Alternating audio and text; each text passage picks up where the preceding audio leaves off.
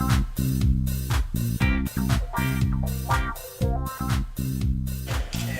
sharing your energy with us today. We're very excited to have you. We're doing some filming for my YouTube channel, which the name of it is A Shot of Joe.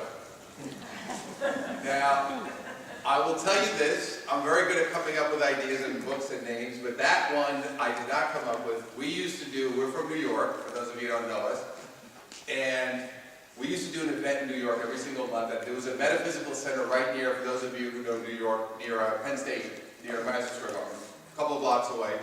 And we used to do a monthly event. We did it for many years. We had a lot of the same people coming every month. One woman, her name is Julie. She came religiously every month. As a matter of fact, I just spoke to her recently. And I see her before one of the sessions, and she comes up to me and said, "Hey, Julie, how are you?" And she goes, "I came for my shot of Joe."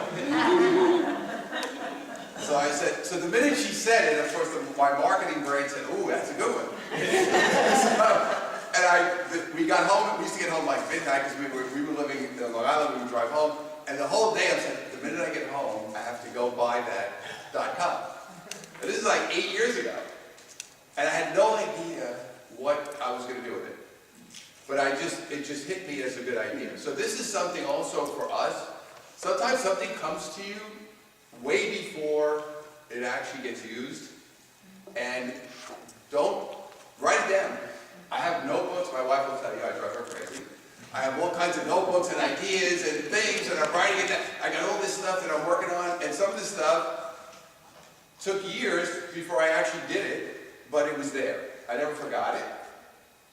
You have ideas that come to you at different times. Just because you're not doing it right now doesn't mean you're not doing it a year from now, 2 years from now, 3 years from now, maybe 5 years from now. I'll never forget, I was watching a show with Martin Scorsese, you know, the director, and he was talking about the film, if everybody saw Gangs of New York, and he's talking to somebody about the movie, and he pulls out this old spiral notebook. It looks like he had it since college, all broken up and all ripped up. And he opens up a page, and he's got a drawing of a scene that he envisioned for that movie 30 years ago. Before he made the movie, he carried this notebook around for 30 years. He's like, "See, I had the light coming through the window, and this is what I was," and I'm like, the guy's like, "Well, when did you do this?" He said, "It was about 30 years ago." Like, you carried this notebook around for 30 years. You're waiting 30 years. And us, we live in this society of, especially now, I got my phone, I have to have everything right away. So we don't think in terms of saying, well, maybe it's not ready yet. Right? You're cooking. You're getting ready.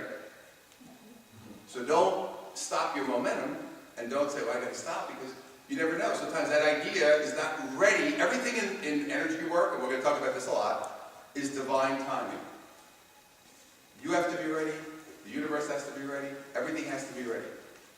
You may think you're ready, but the universe knows better.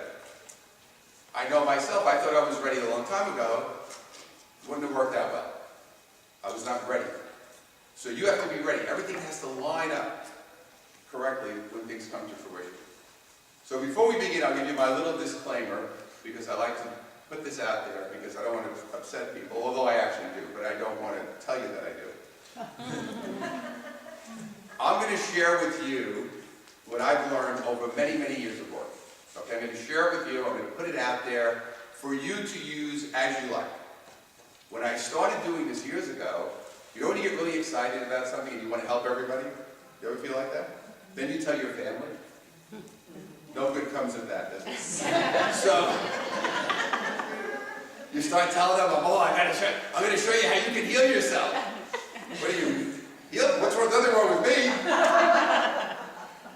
You must worry about yourself. So now, I started getting a little too crazy and a little too forceful. I'll be the first one to admit it. And it didn't go well. So now I just very calmly put it out there for you guys. We want to have fun. We want to enjoy ourselves. And you take out of this whatever you can. It may conflict with some of your beliefs.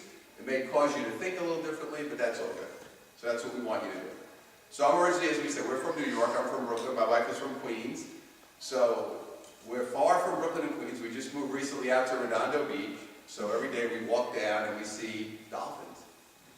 And my wife now every day has to see a dolphin. So I said, your whole life, you lived on concrete, you never saw water or dolphins. Now every day when I get home, let's go. We gotta see Elvis. I said, really? Every day? You don't understand. So I said, this is crazy, but it's so cathartic to go out there and see nature and just be out there and just be in that situation. So let me tell you about what's happening right now, because you may be experiencing some of this. September, October were very big energetic shift months. So a couple of things happened. September 16th, we had a very, very big shift of energy, where energy elevated, light elevated. You might have felt that if you were in that space. Marla's shaking her head, because I know she does. And you might have felt that feeling of energy shift. We also had another shift at the end of September, and we had a couple of shifts in October, and then October 30th, which was last Sunday, we had a new moon. But we have a new moon every month, but this was a very powerful new moon.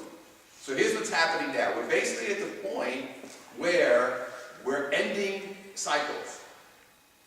So things that you've been carrying around for years and years and years are ready to go. Here's the only wild card, because we have free will. Let's be careful. The energy's there. You have to give it up. So it's there to end if you let it go. If you don't let it go, it will stay with you. So it's a cycle. It's an opportunity of a cycle. We're going to go through breaking down a lot of these cycles today. So what we're going to do today is we're going to do a morning session. We'll have a nice lunch break. In the afternoon, you see I have 2 chairs over here. We're going to do some one-on-one work for those of you who want to come up. We're not going to force you, don't worry about it. You get nervous. And my job today is very simple. Whenever I do an event, I have 2 objectives. My first one is I want to help you get enlightened. And you're already enlightened, because you wouldn't be here.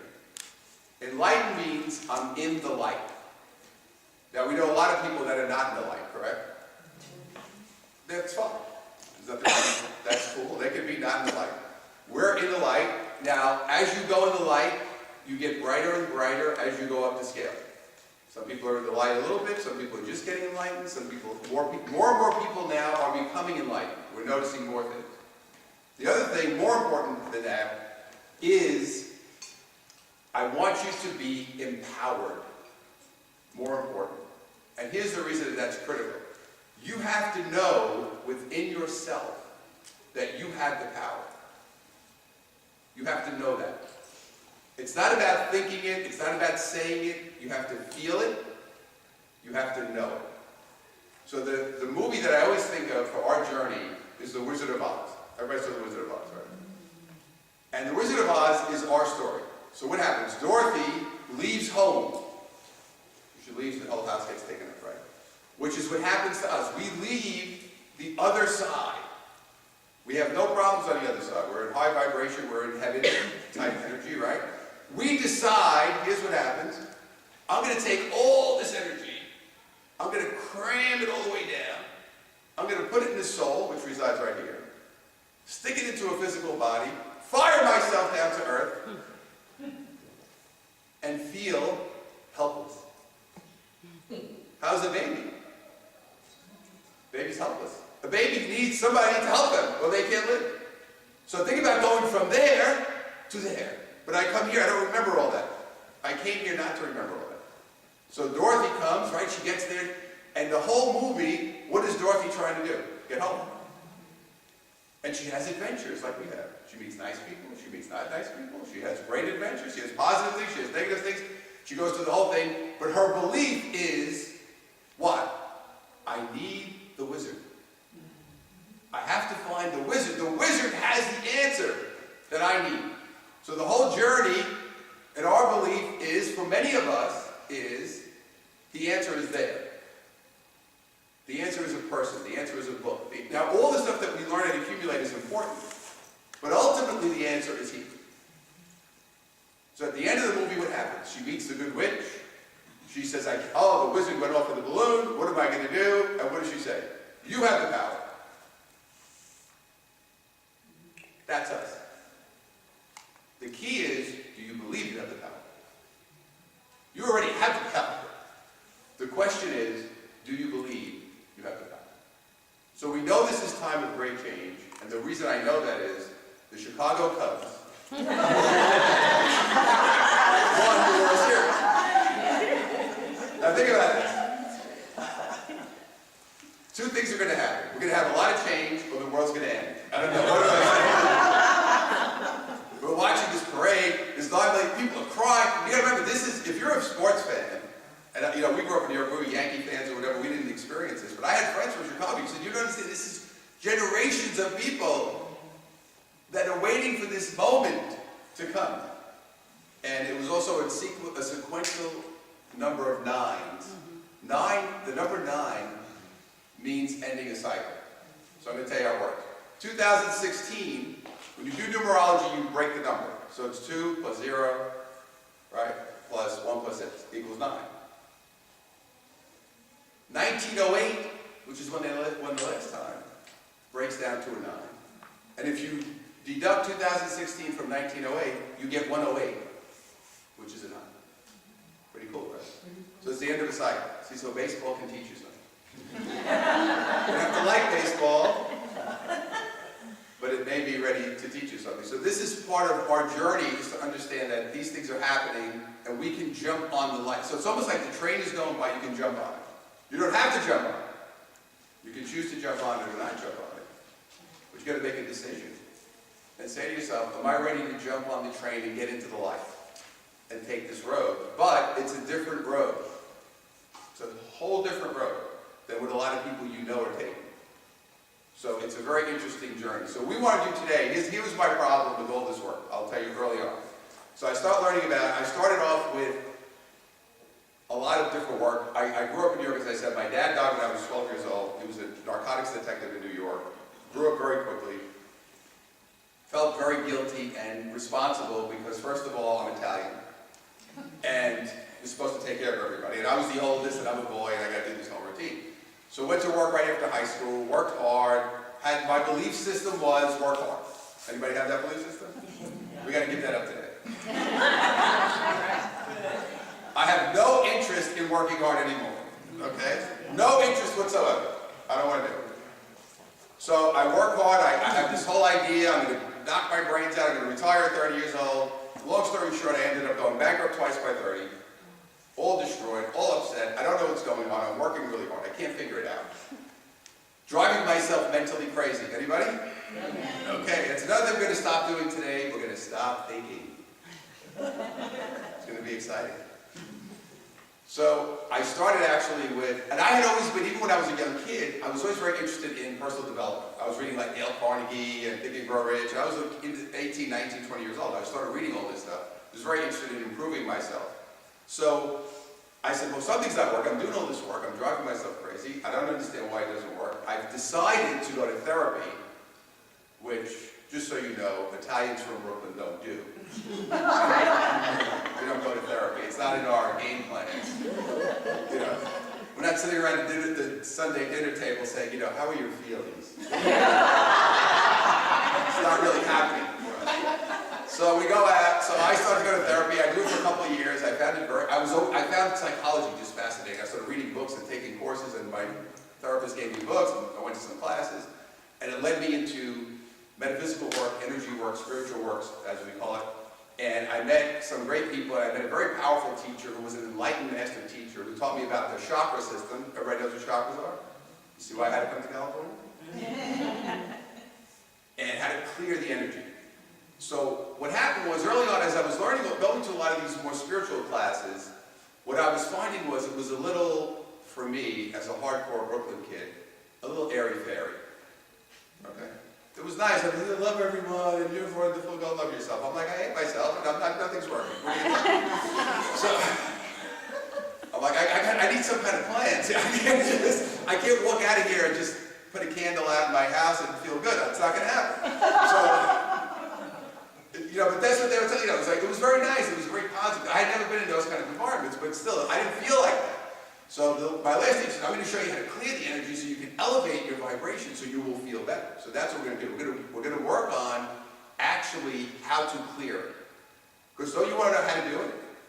You want to leave here. When people say to me, are you a motivational speaker? I say, absolutely not. I don't want to say the demotivational speaker. But motivation is temporary. I want to empower you so you can say, I can do this. Now you may need some more help. But ultimately, my job is for you to do it yourself. Because when you do it yourself, what can you do? You help somebody else. So one of the problems that we have in society is our old guard is, I'm going to hold all the money and I'm going to hold all the secrets. I'm not going to share with everybody else. So this is the way we have lived for thousands of years, going way back. Do you know that in the last 20 years, the wealth distribution has shifted dramatically, even more to the top 1%? We're down to the top 1/10 of 1% controlling 90% of the wealth. The universe wants balance. It doesn't like that. So this is going to blow up. Don't worry, Trump will fix it. I won't even go down that road. That's a whole other thing. But it's got to change. It can't continue because the balance, when we get too much imbalance, everything has to shift. So we're getting ready to shift. So we want to be kind of, we're a little bit on the early part of the shift, but we want to be ready. Because those of us who are ready are going to really enjoy the shift. And the other people who are trying to hold on, they're not. They're going to have problems. They're going to be in a different position. So we want to be in a different place. So let's start off a little bit talking about words. Because words carry energy. So here's the deal. Every day you think and say a lot of words, correct? Do you ever say to yourself, should I be saying that? Do you? Should I use that word? Should I be saying that word? Do you ever think about that? Okay. So we're in Costco one day. And this is actually we just live over here. We're in Costco. So there's a very nice looking young gentleman standing behind the counter. We bring our stuff up. I said, hey, how are you today? He said, I'm hanging in there. I said, never say that again. And he went, who the hell are you? He said, what do you mean? I said, hanging in there sounds so terrible. I said, it sounds like you're barely surviving. And the kid looked, his eyes got this big, like 2 flying saucers, and he said, I never thought about that. I say it all day. Sending out what energy? What does hanging in there sound like? Does it sound good? No.